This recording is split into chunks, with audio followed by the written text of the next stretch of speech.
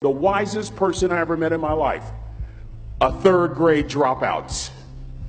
Wisest and dropout in the same sentence is rather oxymoronic, like jumbo shrimp.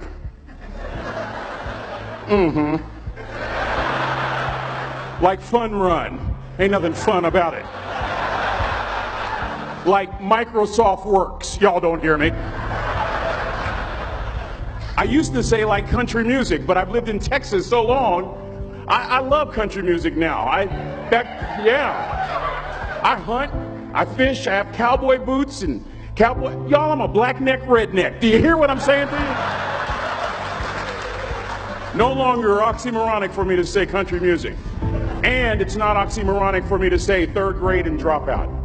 That third grade dropout, the wisest person I ever met in my life, who taught me to combine knowledge and wisdom to make an impact, was my father. A simple cook. Wisest man I ever met in my life. Just a simple cook. Left school in the third grade to help out on the family farm, but just because he left school doesn't mean his education stopped. Mark Twain once said, "I've never allowed my schooling to get in the way of my education." My father taught himself how to read, taught himself how to write, decided in the midst of Jim Crowism, as America was breathing the last gasp of the Civil War, my father decided he was going to stand and be a man. Not a black man, not a brown man, not a white man, but a man. He literally challenged himself to be the best that he could all the days of his life.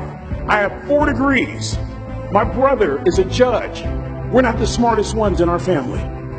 It's a third grade dropout daddy. A third grade dropout daddy who was quoting Michelangelo, saying to us, "Boys, I won't have a problem if you aim high and miss, but I'm going to have a real issue if you aim low and hit."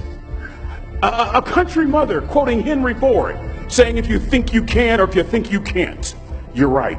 I learned that from a third grade drop. Simple lessons. Lessons like these. Son, you'd rather be an hour early than a minute late. We never knew what time it was at my house because the clocks were always ahead. My mother said for nearly 30 years my father left the house at 3:45 in the morning. One day she asked him, "Why, Daddy?" He said, "Maybe one of my boys will catch me in the act of excellence." I want to share 2 things with you. Aristotle said, "You are what you repeatedly do." Therefore, excellence ought to be a habit, not an act. Don't ever forget that.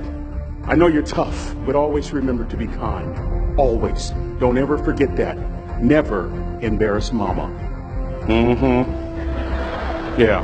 If mama ain't happy, ain't nobody happy. If daddy ain't happy, don't nobody care. But I'm trying to tell you. Next lesson. Lesson from a cook over there in the galley. Son, make sure your servant's towel is bigger than your ego. Ego is the anesthesia that deadens the pain of stupidity. Y'all might have a relative in mind you want to send that to. Let me say it again. Ego is the anesthesia that deadens the pain of stupidity. Pride is the burden of a foolish person. John Wooden coached basketball at UCLA for a living, but his calling was to impact people. And with all those national championships, guess what he was found doing in the middle of the week? Going into the cupboard, grabbing a broom, and sweeping his own gym floor. You want to make an impact? Find your broom. Every day of your life, you find your broom. You grow your influence that way. That way you're attracting people so that you can impact them. Final lesson. Son, if you're going to do a job, do it right. I've always been told how average I can be. Always been criticized about being average. But I want to tell you something. I stand here before you, before all of these people, not listening to those words, but telling myself every single day to shoot for the stars, to be the best that I can be. Good enough isn't good enough if it can be better, and better isn't good enough if it can be best. Let me close with a very personal story that I think will bring all this into focus. Wisdom will come to you in the unlikeliest of sources, a lot of times through failure. When you hit rock bottom, remember this.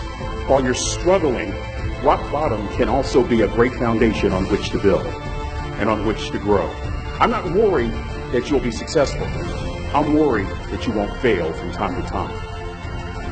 The person that gets up off the canvas and keeps growing, that's the person that will continue to grow their influence. Back in the 70s, to help me make this point, let me introduce you to someone. I met the finest woman I'd ever met in my life. Back in my day, we'd have called her a brick house. This woman was the finest woman I'd ever seen in my life. There's just one little problem. Back then, ladies didn't like big old linemen. The blind side hadn't come out yet.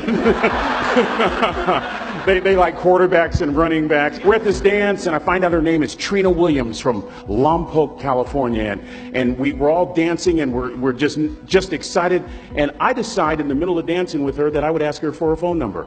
Trina was the first one. Trina was the only woman in college who gave me her real telephone number.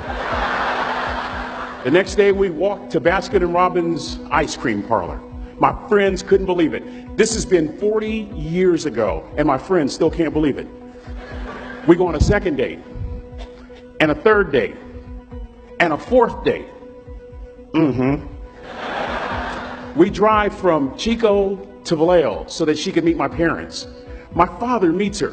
My daddy, my hero, he meets her, pulls me to the side and says, "Is she psycho?" But anyway, we go together for a year, 2 years, 3 years, 4 years. By now, Trina's a senior in college. I'm still a freshman, but I'm working some things out. I'm so glad I graduated in 4 terms. Nixon, Ford, Carter, Reagan. So now it's time to propose. So I talk to her girlfriends, and it's California. It's in the 70s, so it has to be outside. You have to have a candle, and you have to have, some chocolate. Listen, I'm from the hood. I had a bottle of Boone's Farm wine. That's what I had. She said yes. That was the key. I married the most beautiful woman I'd ever seen in my life. Y'all ever been to a wedding, and even before the wedding starts, you hear this? How in the world? And it was coming from my side of the family.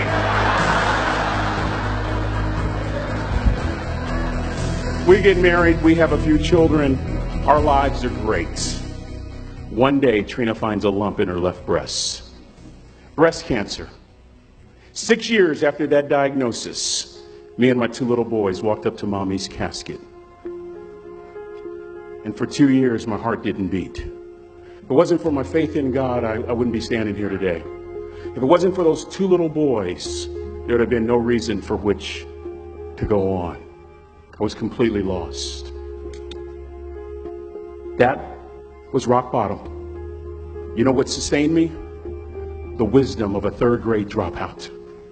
The wisdom of a simple cook. We're at the casket. I'd never seen my dad cry.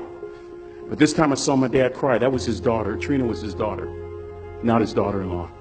And I'm right behind my father, about to see her for the last time on this earth. And my father shared 3 words with me that changed my life right there at the casket. It would be the last lesson he would ever teach me. He said, "Son, just stand. You keep standing.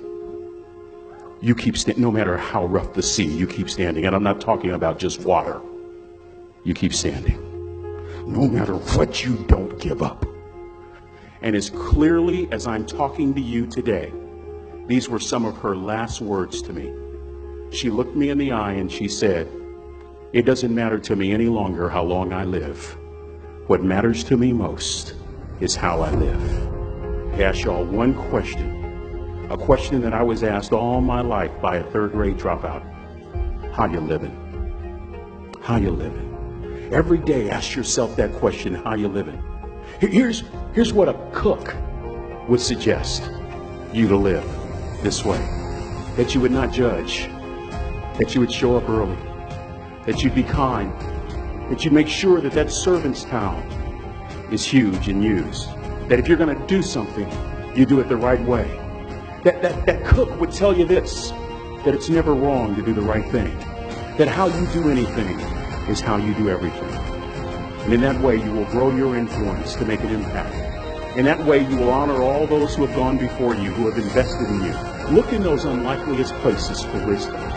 Enhance your life every day by seeking that wisdom and asking yourself every night, how am I living? May God richly bless y'all. Thank you for having me.